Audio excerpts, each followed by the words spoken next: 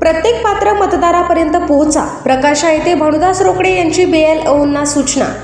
प्रकाशात मतदार पुनर्निरीक्षणाची पाहणी, घरोघरी जाऊन काम पूर्ण करण्याच्या सूचना. लोकशाही अधिक सक्षम करण्याच्या उद्देशाने भारतीय निवडणूक आयोगाकडून राबविण्यात येत असलेल्या विशेष सखोल मतदार पुनर्निरीक्षण अर्थात SIR मोहिमेच्या दुसऱ्या टप्प्याची प्रकाशा येथे पाहणी करण्यात आली.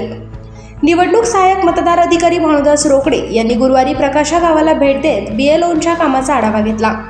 यावेळी त्यांनी मतदार नोंदणी प्रक्रियेला गती देऊन प्रत्येक पात्र मतदारापर्यंत घरोघरी पोहोचण्याच्या स्पष्ट सूचना दिल्या.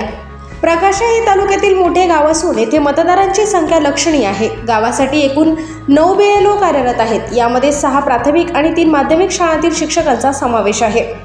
30 जून ते 31 जुलै या कालावधीत मतदार यादीतील त्रुटी दूर करणे, मृत किंवा स्थलांतरित मतदारांची नावे वगळणे तसेच नव्या पात्र मतदारांची नोंदणी करणे या उद्देशाने मोहिमेचा दुसरा टप्पा सुरू आहे. BLOंना दुपारच्या वेळेत घरोघरी जाऊन इन्म्युरेशन फॉर्म भरून घेता यावेत यासाठी शिक्षण विभागाने शाळांची वेळ सकाळी ठेवली आहे. आतापर्यंत सुमारे 30% फॉर्मचे वितरण पूर्ण झाले असून 15 ते 20% फॉर्म भरून घेण्यात आल्याची माहिती देण्यात आली.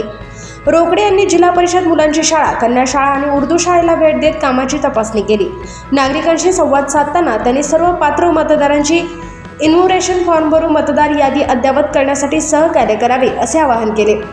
या पाहणीवेळी शिक्षण विस्तार अधिकारी रमेश गिरी, शिक्षण कार्यक्रम समन्वयक महेंद्र अहिरे, मुख्याध्यापक रामलाल पारधी, नरेंद्र गुरव, रवींद्र पाटील, संगीता राणे, गोपाल गावित, नूतन पाटील, महेंद्र शिंपी, बलबी पाटील उपस्थित होते.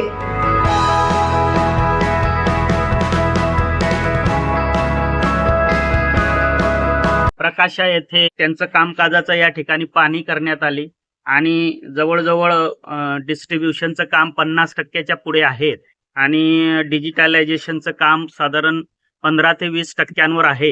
तर संबंधितांना सूचना दिलेल्या आहेत, त्यांच्या कामाची पाहणी केली आणि येत्या 3-4 दिवसात डिजिटलायझेशनचं म्हणजे स्लिप वाटपचं काम पूर्ण करण्यात यावं आणि डिजिटलायझेशनचंही 100% काम करण्याच्या सूचना संबंधित BLOंना दिलेल्या आहेत. एकूण निवडणुकीच्या संदर्भातील हे SIRचं काम नंदुरबार जिल्ह्यात प्रगतीने सुरू आहे.